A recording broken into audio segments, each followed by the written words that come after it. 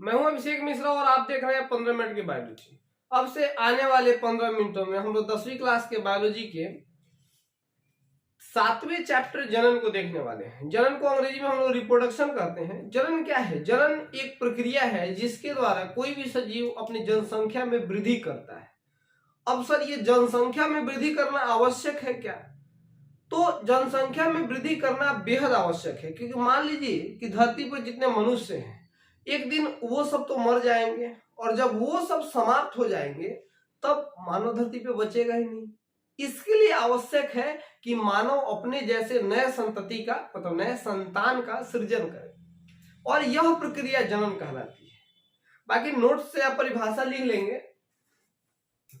मैं बता रहा था कि जनन के बारे में मैंने आपको समझा दिया कि जनन क्या है। जनन एक प्रक्रिया है जिसके द्वारा जीव अपने जनसंख्या में वृद्धि करते हैं। कोई भी सजीव अपनी जनसंख्या में वृद्धि करता है। दूसरा हमारा टॉपिक है समान संतति का सृजन, मतलब कोई भी जीव एक समान संतति का सृजन कैसे करता है। तो समान संतति के सृजन का कारण होता है हमारे अंदर मौजूद हमारा क्रोमोजोम, यानी कि गुणसूत्र। क्रोमोजोम क्या होते हैं? तो मानव के डीएनए में कुछ गुणसूत्र पाए जाते हैं, उनको टेढ़ी रेखाओं के द्वारा दिखाया जाता है। जैसे मान लीजिए मनुष्य है, उसमें 46 क्रोमोजोम्स पाए जाते हैं। मानव में क्रोमोजोम्स की संख्या 46 होती है। वैसे ही अलग अलग जीवों में सब में अलग अलग होती है। मतलब जैसे आलू में 48 होती है, 48। तो मानव का बहुत करीब होता है। अगर मान लो कि गलती से भी अगर 46 के बदले 48 क्रोमोजोम किसी मानव में हो जाए तो मानव हो गई, आलू हो जाएगा। तो ये मानव है, मानव में 46 होता है। जब भी नर और मादा रिप्रोडक्शन करते हैं तो नर में 46 क्रोमोजोम और मादा के 46 क्रोमोजोम। अंडाणु और शुक्राणु मिलकर इसमें से 46 मतलब 23 जोड़े क्रोमोजोम होते हैं। 23 जोड़े क्रोमोजोम से 23 क्रोमोजोम यहां से आता है और 23 क्रोमोजोम यहां से आता है, और इस प्रकार उनके संतान में भी 46 क्रोमोजोम्स आ जाते हैं और मानव का संतान मानव होता है। ये हमारा क्रोमोजोम होता है। तो बच्चों में माँ बाप का गुण पाया जाता है, तो वो इसी कारण पाया जाता है। ठीक है, तो हमने दूसरा टॉपिक कर लिया, समान संतति का सृजन, जनन पढ़ लिया। तीसरा है हमारा जैव विभिन्नता या जैव विकास। तो जैव विभिन्नता किसे कहते हैं? इसी को जैव विविधता भी कहा जाता है, इसी को जैव विकास भी कहा जाता है। तो जैव विभिन्नता कहने का मतलब है कि कोई भी संतान अपने माँ बाप जैसा नहीं होता, बिल्कुल उनके जैसे, मतलब उनके जैसा नहीं होता, थोड़ा तो कुछ ना कुछ अंतर पाया जाता है। तो मानव में जो अंतर उनके माता पिता से अलग होते हैं जो बच्चे, उनको उस अंतर को हम लोग जैव विभिन्नता कहते हैं। ठीक, ये बेहद आवश्यक है। कैसे आवश्यक है? बोलता है कि जीवों का अस्तित्व बचाए रखने के लिए जैव विविधता क्यों आवश्यक है। तो आप उसका जवाब लिखेंगे। एक उदाहरण द्वारा समझते हैं। मान लीजिए कि आज के 1000 साल पहले पृथ्वी का तापमान कितना था? ग्लोबल वार्मिंग के चलते लगातार तापमान बढ़ते जा रहा है। तो मैक्सिमम हो सकता है कि 30 डिग्री तक जाता हो तापमान, जबकि आज गर्मी के दिनों में अपने, मतलब हम लोग जहां रहते हैं भारत में, तापमान कई बार 48 डिग्री तक चला जाता है। और उतना तापमान मतलब हम लोग सह पाते हैं। जबकि अगर मान लो 48 डिग्री को, और अगर तापमान हो सकता है कि आने वाले 1000 साल के बाद वो तापमान 78 डिग्री सेल्सियस तक चला जाए। लेकिन अगर आज 78 डिग्री सेल्सियस हो जाए तो हम लोग जिंदा रहेंगे? मर जाएंगे। हो सकता है कि लाखों साल पहले तापमान और कम होता हो, जिसमें हमारे पूर्वज जिंदा रहते हो। अगर उनको आज के तापमान में रखा जाता तो वो मर जाते हैं। तो जीवों में विभिन्नता आना आवश्यक होता है।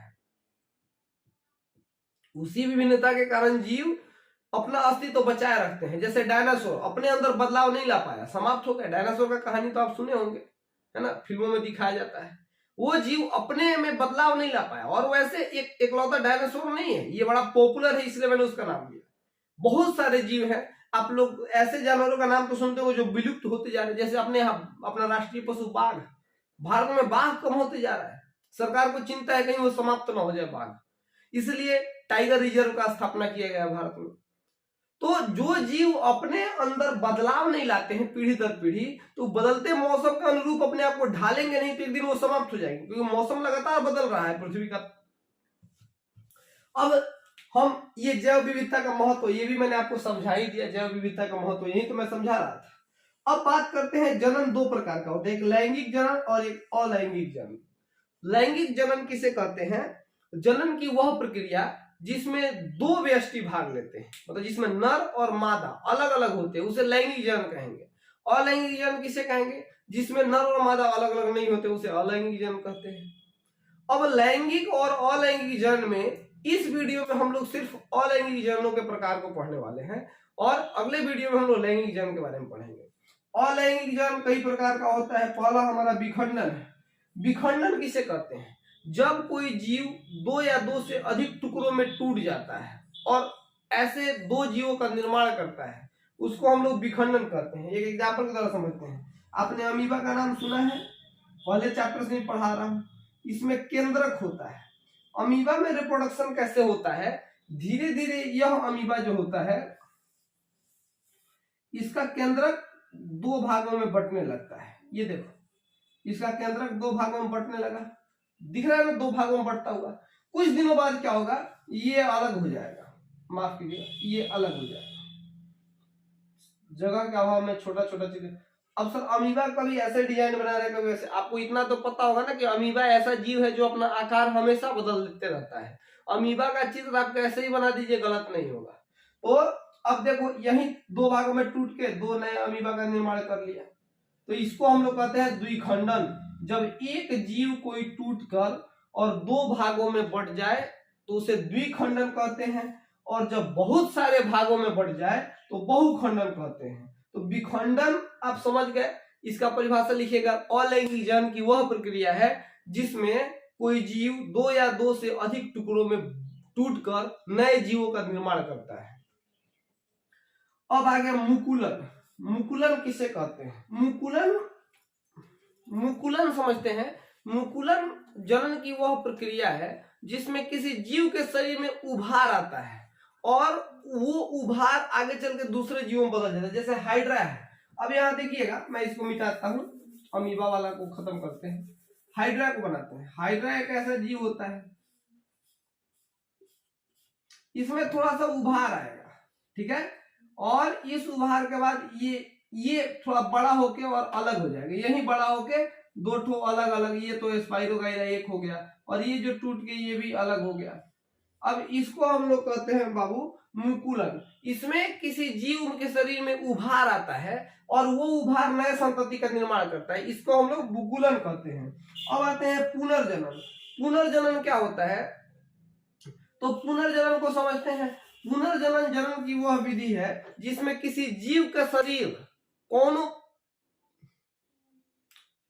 पुनर्जनन जनन की वह विधि है जिसमें किसी जीव का शरीर किसी भी कारणवश दो भागों में टूट जाता है। जैसे एक स्पाइरोगाइरा जीव होता है, स्पाइरोगाइरा ये एक सजीव है। मान लो किसी कारणवश एक यहाँ इसके ऊपर ईंट गिर गया, प्राकृतिक या मानव किसी भी कारण से, प्राकृतिक कारण या कृत्रिम कारण से इनका शरीर दो भागों में टूट गया। अब ये अलग चलने लगेगा, ये अलग चलने लगेगा, ये कहते हैं पुनर्जनन, ठीक है। अगला है हमारा कायिक प्रवर्धन। इसमें पौधों के किसी एक काया कहते हैं शरीर में, माने शरीर के किसी भाग में किसी भाग से नए जीव की उत्पत्ति होती है। जैसे ब्रायोफिल्म, इसको हम लोग पत्थरचूर कहते हैं। एक पौधा होता है, गूगल पे सर्च करके देखिएगा, पत्थरचूर या ब्रायोफिल्म। उसमें क्या होता है? उसमें एक उसका पत्ता होता है, माफ कीजिए पत्ता, मैंने पहले ही बताया कि मैं बहुत बड़ा चित्रकार हूं। ये पत्ता होता है, ऐसे ही पत्ता होता है, थोड़ा सा इससे सुंदर होता है। तो ये पत्ता जब मिट्टी में गिर जाए तो होगा क्या कि इसमें से नए जीव की उत्पत्ति हो जाएगी, इसमें से नए पौधे निकलने लगते हैं, और जगह जगह से नए पौधे निकलने लगेंगे। देख पा रहे हैं आप? और ऐसे में आप इसको गूगल पे करके देख लीजिएगा ना, ब्रायोफिल्म का पौधा या फिर पत्थरचूर का पौधा, हिंदी में पत्थरचूर कहते हैं। तो ये जगह जगह से नए पौधे निकलने लगते हैं, आपने देखा भी होगा। इसको हम लोग कहते हैं कायिक प्रवर्धन। एंड द लास्ट बीजाणु जनन। बीजाणु जनन क्या है? इसमें एक ऐसा, मतलब एक थैलीनुमा आकृति बनती है। फूल खिलने के बाद पौधे में एक थैलीनुमा आकृति बनती है और धीरे से वह टूट जाता है। मतलब एक बार वो जो पक जाता है पूरा बीज, तो कवर खुल जाएगा। कवर खुलने के बाद क्या होगा?